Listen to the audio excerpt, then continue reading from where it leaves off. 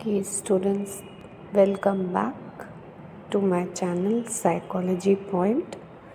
Today, through this video, I will start the revision of Chapter 2 Self and Personality through a flowchart. Self refers to totality of individuals' conscious experiences, ideas, thoughts and feelings with regard to himself or herself. Okay, that is, you all have studied, this is only the revision, कि whatever we perceive about ourselves, whether we think ourselves to be a good individual, average individual or bad individual, whatever we think about ourselves constitute our self. Now, the study of the self will help you to understand yourself as well as others better. That's why it's very important. Students, in this you must have studied about self as subject and self as object. Let us discuss in short what is self as subject. It is the one who does something like an actor. Okay, object which gets affected, that is object. Then the other point which requires the focus in this chapter is kind of self. There are three types of self, like biological self, personal self, social, familial or relational self. Students, our biological self develop as a result of our biological needs. Then personal self primarily concerned with oneself, whereas social or familial or relational self emerges in relation with others. And students, the other important term in this chapter is self-concept. Self-concept, as you all must have studied till now, it is the way we perceive ourselves, whatever ideas we hold about our talents and weaknesses constitute our self-concept. यानी कि जो भी हम अपने बारे में सोचते हैं, that is our self-concept. Then children, next important term in this is self-esteem, which comes very frequently in exam. That is the value judgment of a person about himself or herself. As you all know, by 6 to 7 years, all the children, they have formed their self-esteem in 4 areas. They know about themselves, their academic, social and physical competence, as well as about their physical appearance. Okay, they know how much beautiful they are, or they know about how much handsome they are, what they consider themselves to be. That is the value judgment about themselves.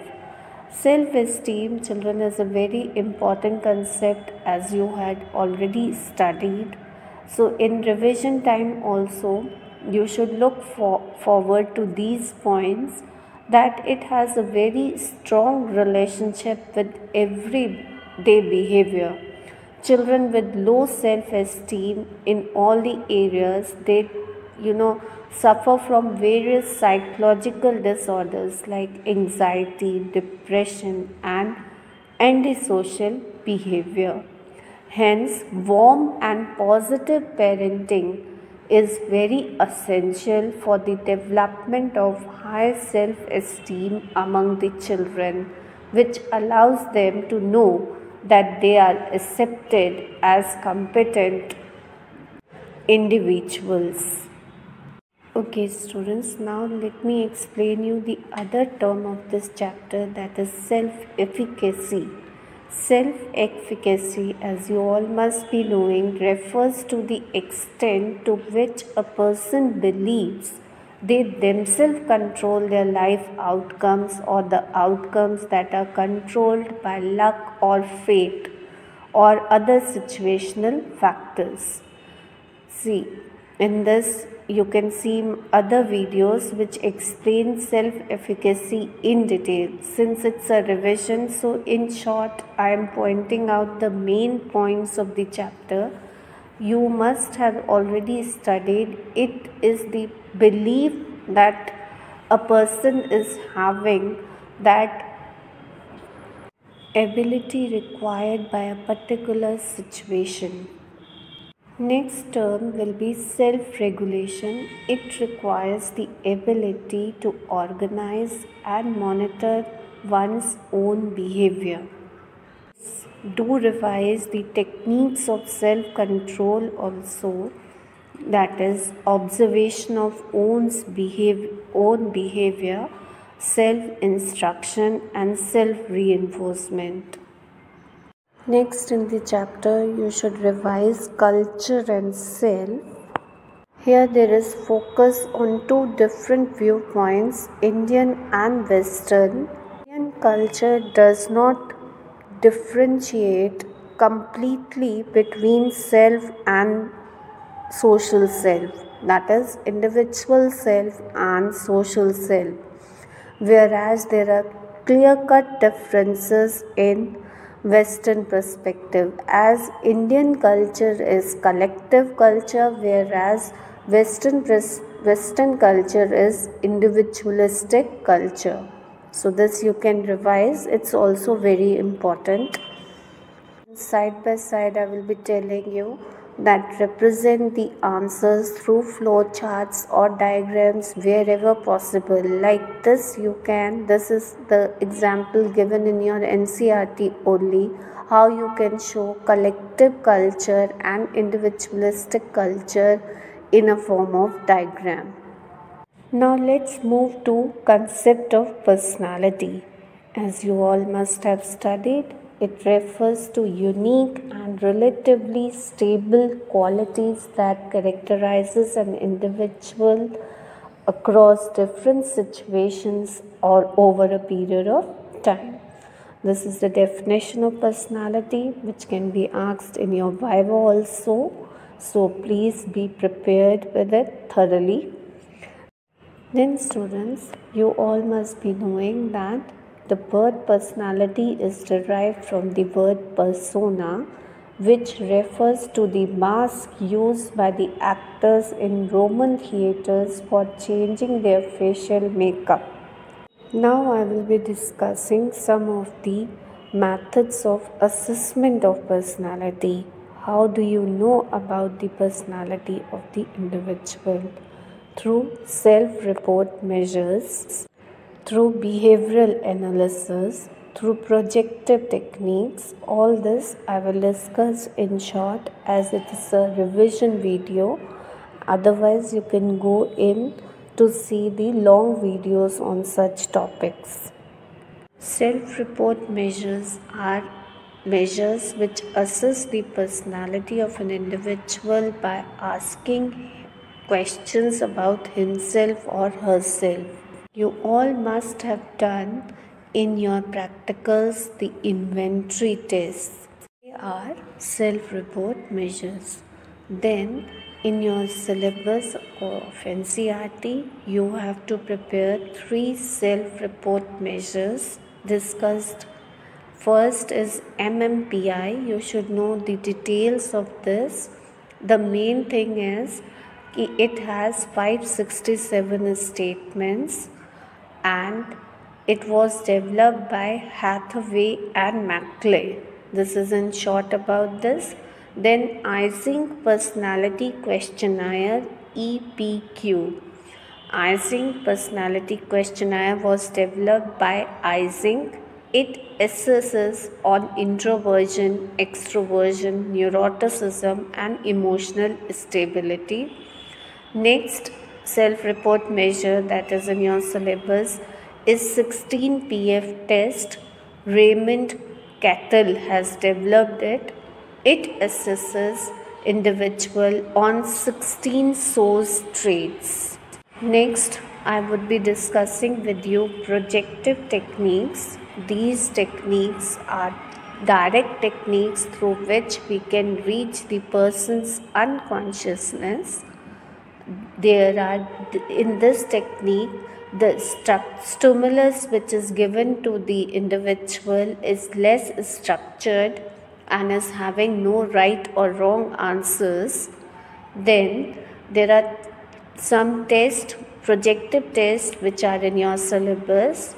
Their detail you have to revise before you reach the exams, Nation Hall. Rorschach ink blot test.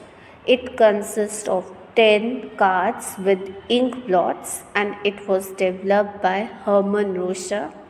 You should know the importance of all the cards which are in the Rorschach. For this you can watch detailed video on Rorschach test.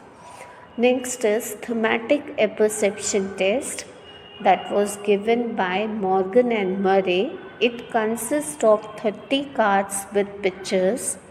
Next projective technique is Rosenzweig picture frustration study, which was given by Rosenzweig. It consists of cards with cartoon-like pictures. Then next is incomplete sentences blank. It consists of number of incomplete sentences like my father is. Now the subject is going to write about his father, his feelings about his own father, or they could be indirect also. Then draw a man test. Drawing of a person is analyzed on the basis of omission or overemphasis on the features.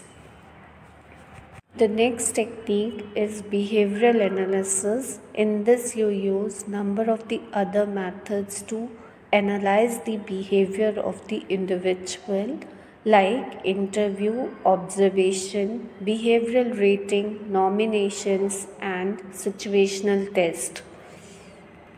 Let's discuss them in short. Interview means seeking information from the person on one-to-one basis. It could be structured, it could be unstructured. Then observation, that is careful watching of the behavior of the others, but it will require a professional training if you are observing it with a purpose. Then behavioral ratings, they are taken from the people who you know, okay, for a longer time, for a long time you are knowing them. You take a rating about different things from them and ask. Next is nomination, that refers to peer assessment. Then situational tests, they provide information on how a person behaves under certain situation. Okay, now let's start approaches to personality. In short, as discussed in the flowchart, which is in front of you. First, type approach. In this, you have to remember the name of Hippocrates. You must have studied the classification of personality according to Hippocrates. He was a Greek physician. He has divided the personality into sanguine, phlegmatic, melancholic and choleric. You can revise it. Then the other important points which you will need to remember in this is about Indian notion of personality, which was discussed in Charak Samhita, 3 doshas and 3 gunas. Then the other thing is Sheldon has categorized personality into endomorphic, mesomorphic, ectomorphic. Next comes Jung's classification into introvert and extrovert. Next come Friedman and Rosenman, type A, B, C and D. See, only in short I am discussing these points with you. Hope till now you must have learned all this. So if now these points are in your mind, you will be able to write the answers. Next, in short, let us see trait approach. In this, you have to mention the names of Allport, Cattell and Ising. We had discussed, you can watch the detailed video on trait approaches. wherein Allport's trait approach, Allport has categorized traits into cardinal traits, central trait, and secondary trait. Raymond has classified traits into source and surface traits. Then Ising has developed the scale introversion, extroversion, neuroticism versus emotional stability. Then he added further one more dimension, that is psychotism versus sociability. Next you have in your syllabus psychodynamic approach, which you should do in detail for this chapter. In this, Freud has talked about level of consciousness, that is consciousness, subconsciousness and unconsciousness.